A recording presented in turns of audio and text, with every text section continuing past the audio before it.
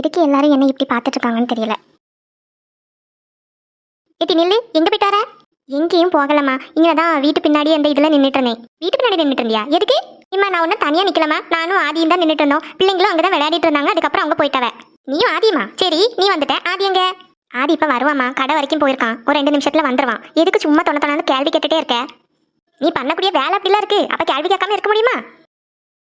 எது கேட்டாலும் மூஞ்சியை தொங்க விட்டுருவா, பெரிய உத்தமை மாதிரி. வா. இது எதுக்கிட்டே அந்த பிள்ளை எப்போ பார்த்தாலும் திட்டிகிட்டே இருக்க? இவன் மூஞ்சியை பார்த்தாலே எரிச்சலால வருது. ஏக்கா சும்மா இருக்கா, எதுக்கு பிள்ளைய போட்டு எப்படி திட்டிகிட்டே இருக்க? அவன் ஆதி கூட தானே நின்னா.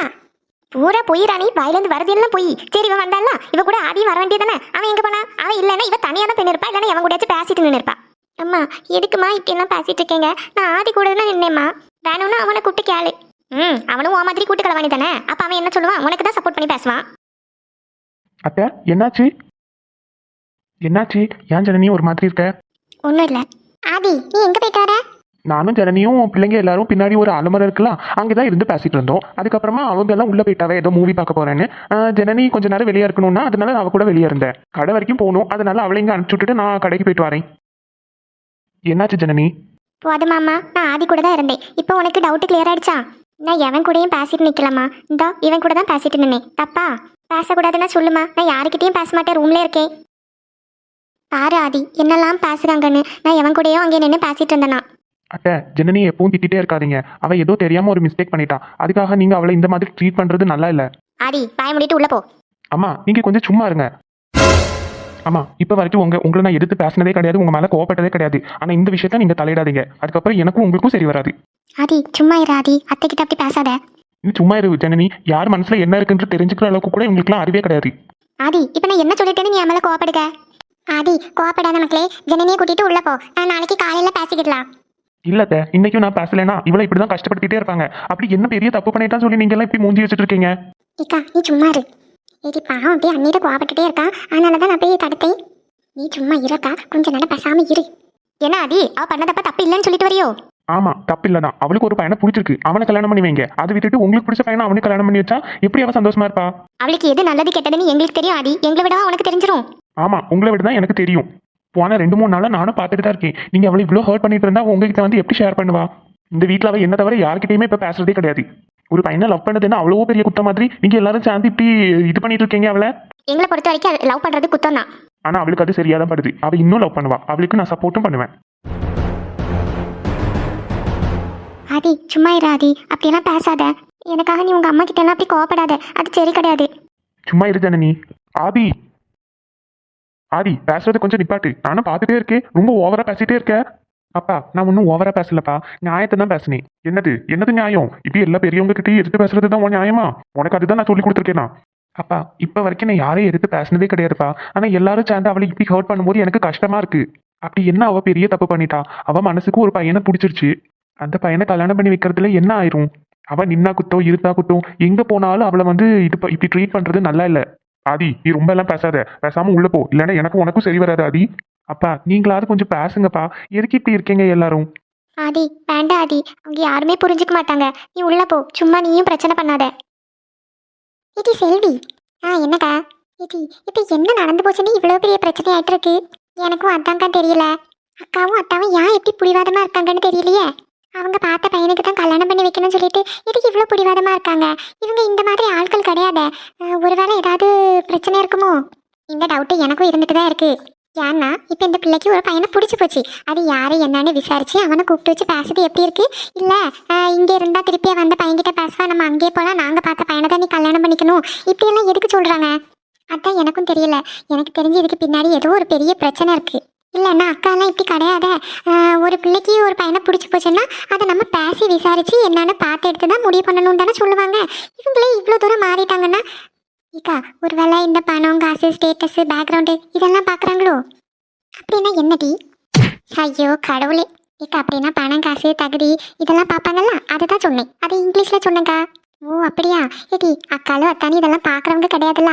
பிள்ளைங்க மனசு பிடிச்சி போச்சுன்னா கல்யாணம் பண்ணி வைக்கணும் தானே எப்பவும் பேசுவாங்க. ஆமா இப்போ ஏன் இப்படியெல்லாம் பேசுறாங்கன்னு எனக்கு தெரியல. ஆதி நீ பேசினது போதும், இன்னும் உள்ள போன்னு சொல்லிட்டு இருக்கேன். சே பாவம் அந்த ஜனனி என்னானி கஷ்டப்படுக்கா. ஒரு பையனை மனசுல வச்சுட்டு எப்படி அவளால இன்னொரு பையனை கல்யாணம் பண்ண முடியும்? அட்லீஸ்ட் அந்த பையனையாவது கூப்பிட்டு பேசலாம்ல. நாமளும் சொல்லி பார்த்தாச்சு கேட்க மாட்டேங்க. அவ என்ன செய்யுது?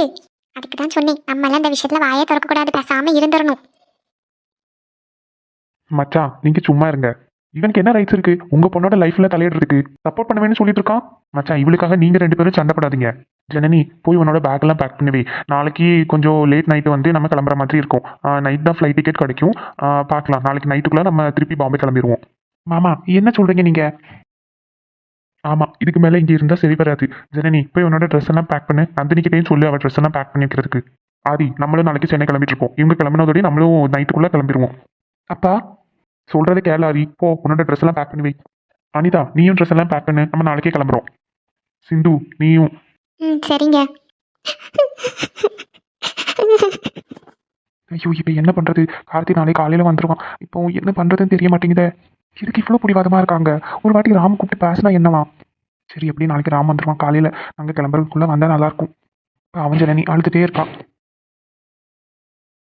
என் வீட்டுக்கு வந்து எல்லாரும் இப்படி சண்டை போட்டுட்டு தான் போகணுமா? அழாதீங்க பாட்டி, எல்லாம் சரியாயிரும். இம்மாடி ஜனனி நீயாவது அம்மா அப்பா சொல்றது கேளுமா. அவங்க தான் பிடிவாதமா இருக்காங்கன்னா நீயும் இப்படியே இருக்க. பாட்டி ஜனனி கிட்டே இப்போதைக்கு எதுவும் பேசாதீங்க. அவ கொஞ்ச நேரம் ரெஸ்ட் எடுக்கட்டும். ஜனனி நீ போ. மக்களே என்ன மக்களே நடக்கீங்க? ஏன் இவ்வளோ பிடிவாதமா இருக்காங்க எல்லாரும்? நாங்களும் அத்தாமா யோசிச்சுட்டு இருக்கோம், எதுக்கு அத்தானும் அக்காவும் இவ்வளோ பிடிவாதமா இருக்காங்க? ஜனனியும் ரொம்ப பிடிவாதமா இருக்கானா? இது என்னதான் பண்ணதுக்குன்னு தெரிய மாட்டேங்குதே. என் வீட்டில் வந்துட்டு எல்லாரும் இப்படி சண்டை போட்டுட்டு தான் போகணுமா? ஏம்மா அதெல்லாம் ஒன்றும் அப்படி நினைக்காத, இது நம்ம தப்பு கிடையாது. இருந்தாலும் கஷ்டமா இருக்கு மக்களே. அந்த பிள்ளையை பாரு அழுதுகிட்டே இருக்கு. இதுக்கு பின்னாடி ஏதோ பிரச்சனை இருக்கு. அதனால தான் அக்காவும் அத்தாவும் இவ்வளோ பிடிவாதமா இருக்காங்க. ஆமாக்கா எனக்கும் அப்படிதான் தோணுது.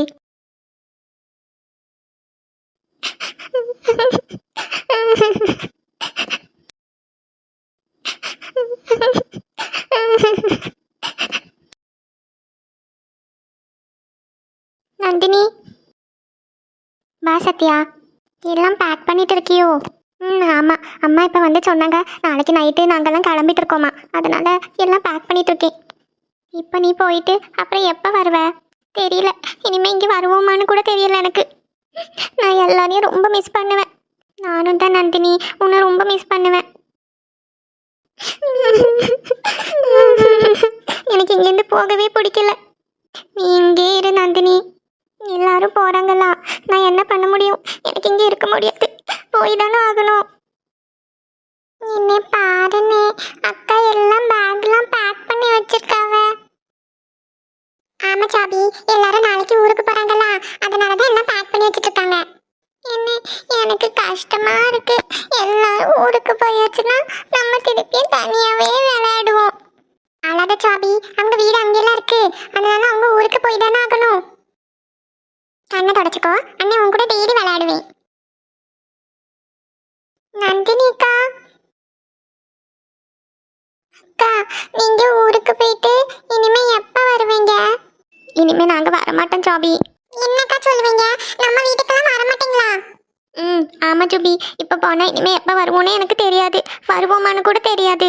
நந்தினிக்கா நீ அழாத, நீ ஊருக்கு போனா நாங்க ஒன்னு அங்கே வந்து பார்க்க வரோம், சரியா?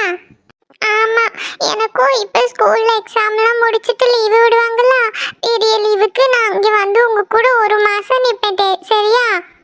சரி ஜாபி, நீ அழாத. நல்ல பிள்ளையா இருக்கணும், நல்லா படிச்சு நல்ல மார்க்லாம் வாங்கணும் 2 பேரும். சரி நந்தினிகா. I miss you too, Sabi. புது விடியல் தந்தாயே நீ எனக்கு சாமி, இந்த பூமி